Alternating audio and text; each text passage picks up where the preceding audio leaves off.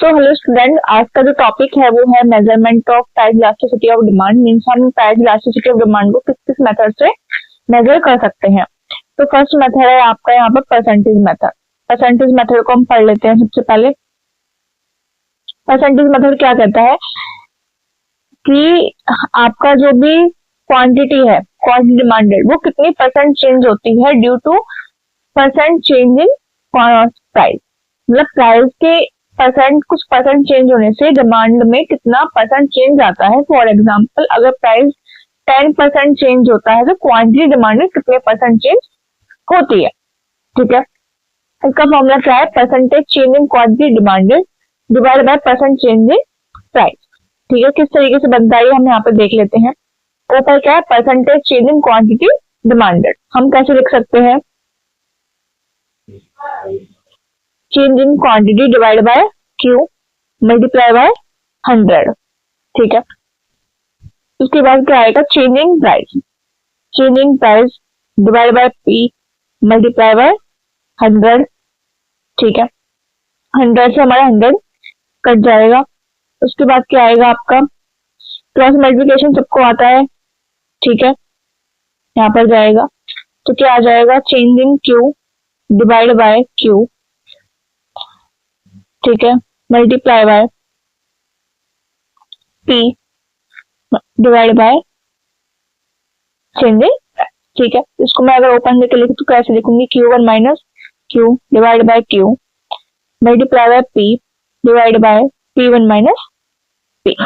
ठीक है, मैं इसको इंटरचेंज भी कर सकती हूँ। 1 into 2 करो या 2 into 1 एक ही बात है। ठीक है, मैं इसको कैसे लिख दूं? चेंज इन क्यू, इसको मैंने क्लोज कर दिया, divide by change in P multiply by P divide by Q. तो ये क्या बन के आ गया मेरे पास? फॉर्मूला आ गया। ठीक है, आई होप कि आपको समझ में आ गया होगा। नेक्स्ट आगे बढ़ते हैं। वो कहता है जो परसेंटेज मेथड है वो सिर्फ तभी यूज होता है जब बहुत ज्यादा चेंजेस नहीं हो रहे हैं। It is used only in situations when change in price and the consequent change in demand are very small. ठीक है, तो जो चेंजेस है वो बहुत छोटे लेवल पे, बहुत कम है। ठीक है, नेक्स्ट है आपका total outlay total expenditure method.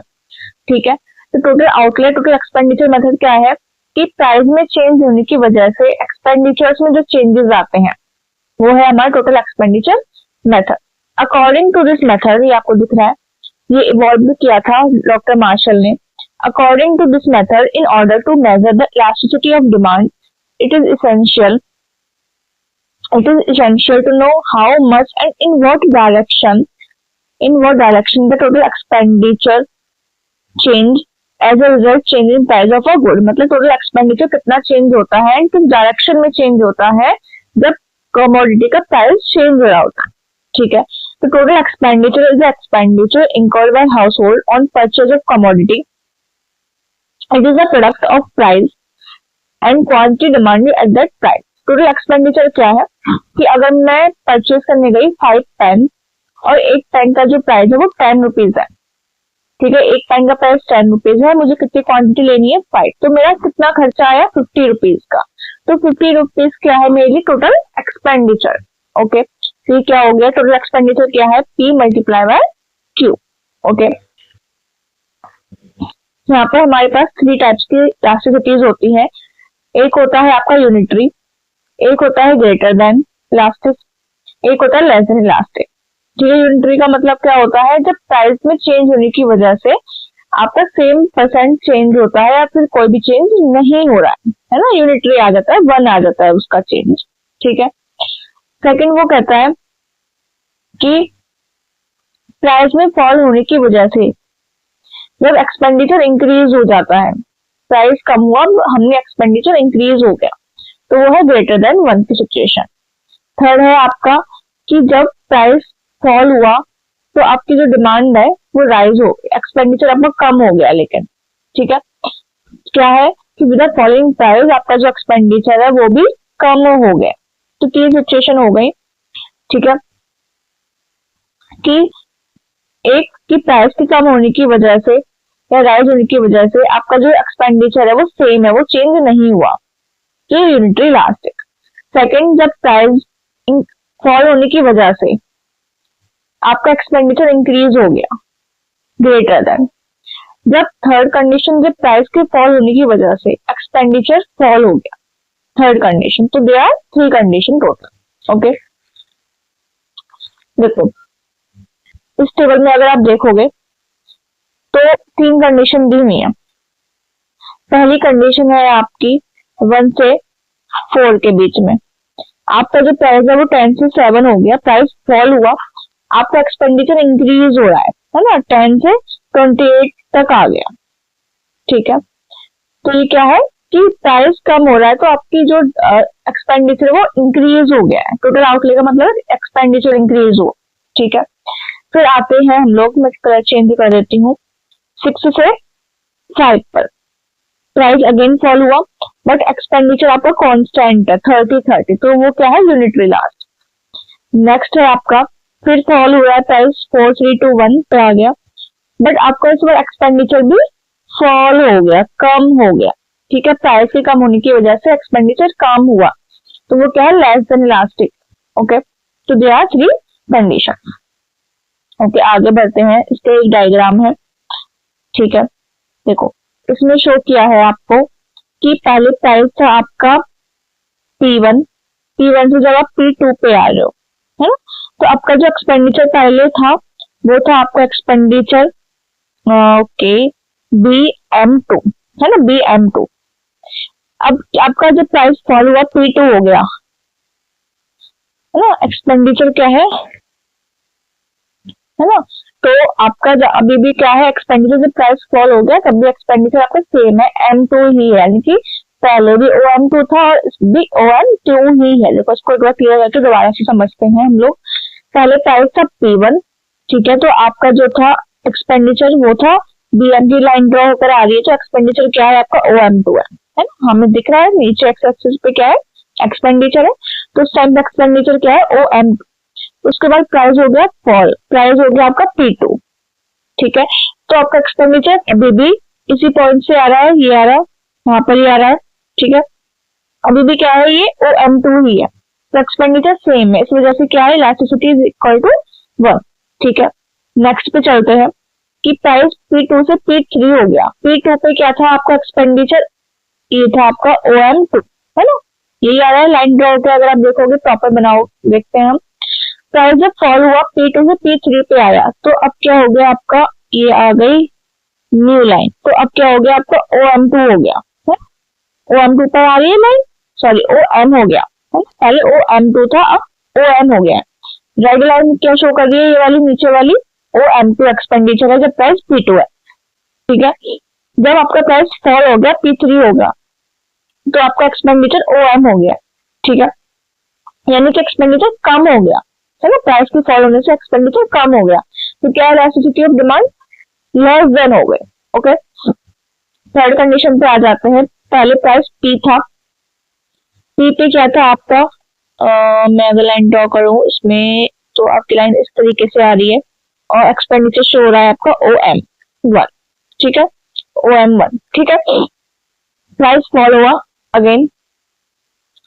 ठीक है, अब क्या लाइन ड्रॉ हो रही है आपकी, यहाँ से ये जाती है इधर, पहले OM था, OM1 था, अब क्या है OM2 है, एक्सपेंडिचर इंक्रीज हुआ तो कंडीशन क्या आ गई ग्रेटर देन 1।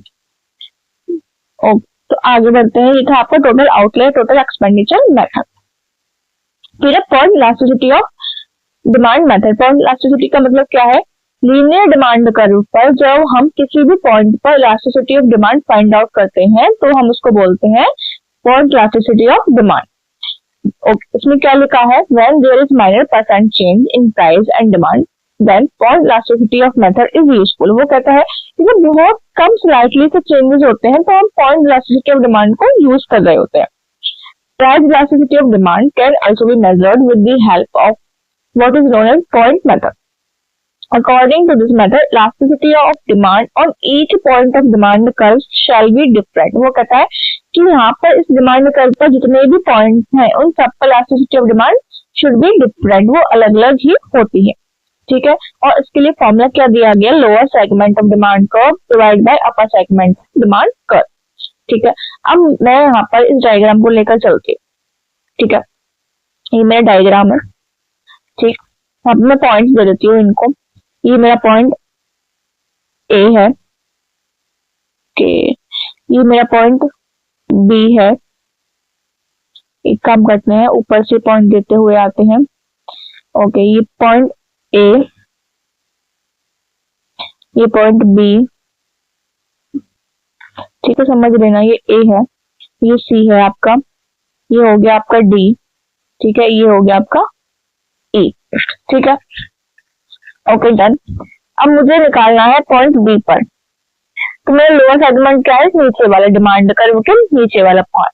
तो क्या हो जाएगा लोअर सेगमेंट मेरा बी डी, मैं लिख दूं इधर बी डी, डिवाइड बाय किससे है, अपर सेगमेंट से। ये ऊपर वाला पार्ट क्या है, बी ई, ठीक है, बी ई। अब मैं अगर देखती हूँ तो इस पॉइंट पे जो डिमांड कर्व है वो टू पार्ट में डिवाइड हो रहा है, वो इक्वली डिवाइड हो रहा है। B D is equal to B E है मेरा, क्योंकि वो इक्वली डिवाइड कर रहा है मेरे डिमांड कर्व को। ठीक है, तो ये क्या हो जाएगा, इक्वल टू 1। ठीक है, अब मैं पॉइंट सी पर आ जाती हूँ। पॉइंट सी पर मेरा लोअर सेगमेंट क्या होगा, ठीक है, लोअर सेगमेंट क्या होगा, सी। ओके, शुरू से डालना पड़ेगा इसमें, तो बड़ा आफत है। चलो कोई बात नहीं, शुरू से डालते हैं। अब हम ए से शुरू करते हैं, सी डी एंड, ठीक है। अब मुझे पॉइंट डी का निकालना है। पॉइंट डी का मेरे लोअर सेगमेंट क्या है, डी ई, अपर सेगमेंट क्या है, ए डी। ठीक है, अगर मैं छोटे संख्या को बड़ी संख्या से डिवाइड करती हूँ तो ऑफकोर्स वो पॉइंट में आता है, छोटा आता है। इस वजह से क्या हो गया, ये लेस देन 1।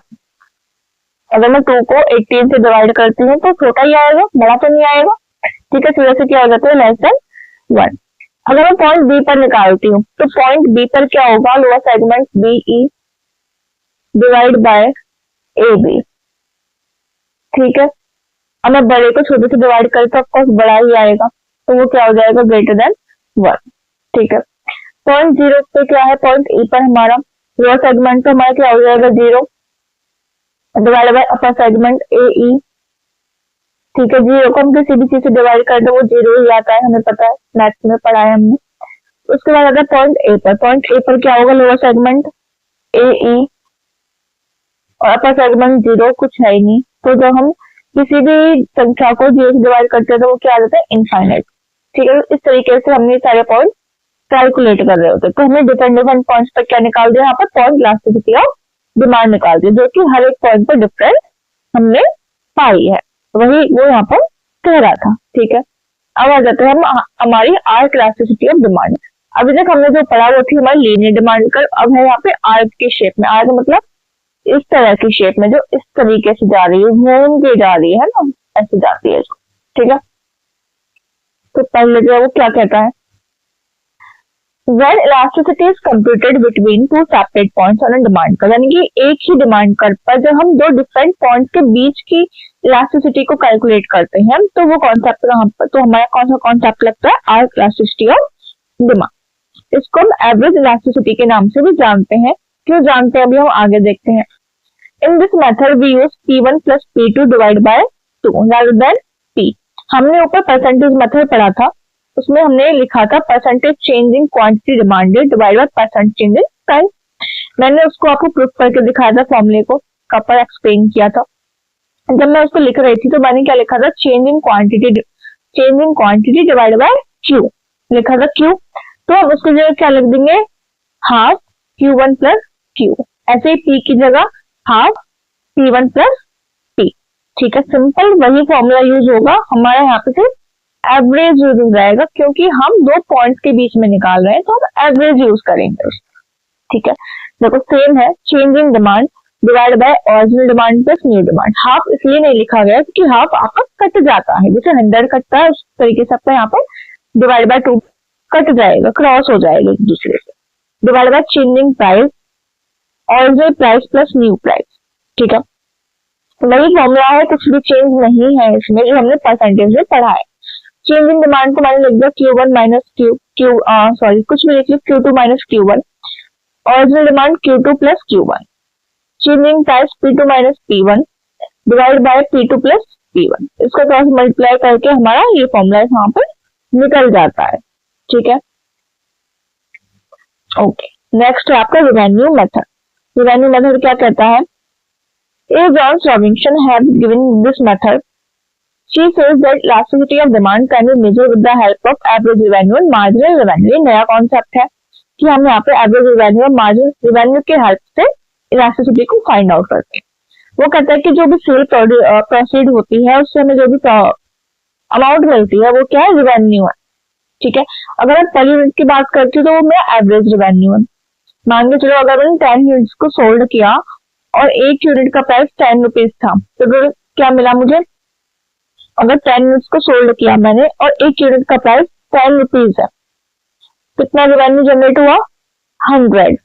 ओके, अगर मुझे एक क्वांटिटी का निकालना है तो मैं क्या करूंगी कि जितना सोल्ड हुआ, ये प्राइस था, तो जितना मेरा सोल्ड हुआ मैं उससे डिवाइड कर दूंगी इस 100 को। तो मैंने क्या किया, इस 100 को डिवाइड किया 10 से, तो क्या आ गया? 10 ही आ गया। ये 10 क्या है मेरा? AR आ गया कि एक क्वांटिटी को, एक 10 को फिल करने की कीमत क्या थी? रिवेन्यू क्या था मुझे? 10 रुपीज था।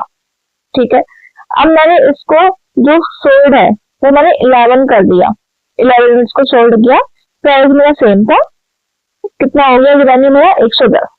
ठीक है, पहले कितना था? 100, अब कितना हो गया? 110 हो गया। तो मार्जिनल रिवेन्यू क्या है मेरा? 110 में से जब मैंने 100 डिडक्ट किया तो मेरे पास क्या आ गया? 10। तो 10 का मिला जब मैंने एक और एडिशनल यूनिट को ऐड किया, मार्जिनल मतलब एडिशनल, तो वो 10 क्या है मेरे लिए? MR हो गया। ठीक है, मार्जिनल रिवेन्यू। ओके, आगे बढ़ते हैं। On the contrary, when addition is made to the total revenue by the sale of one more unit is called marginal revenue. Okay, इसका जो फॉर्मूला दिया गया वो क्या दिया गया? AR divided by AR minus M. ठीक, when EP represent elasticity of demand, AR average revenue and MR marginal revenue को यहाँ पे रिप्रेजेंट करते हैं। Okay, in this method can be explained with the help of diagram. अब नीचे diagram पे आ जाते हैं हम। इस डायग्राम में आपको दिखाया गया है OY एक्सिस पे रिवेन्यू है आपका, OX एक्सिस पे आपका आउटपुट दिया गया है। ठीक है, ओके, ये काफी लेंथी कॉन्सेप्ट है वैसे तो, बट आपके लिए सिर्फ उतना ही काफी है कि डायग्राम और उसका फॉर्मूला। ठीक है, ठीक है, ओके। तो इसमें क्या है आपका? देखो, AR दिया हुआ है आपको, MR दिया गया है, ये आपकी AN है जो वो क्या है? MR। ठीक है, MR नीचे क्यों है? क्योंकि जब वो फॉल होती है तो वो स्पीड से फॉलो हो रही होती है, तो वो इस वजह से नीचे आ रही होती है। देखो, सबसे पहले हम AR की डायग्राम खींच रहे होते हैं, उसके बाद हमने ये डायग्राम बनाया, तो यहाँ पे हमें ट्रायंगल मिलता है। ट्रायंगल मिला मुझे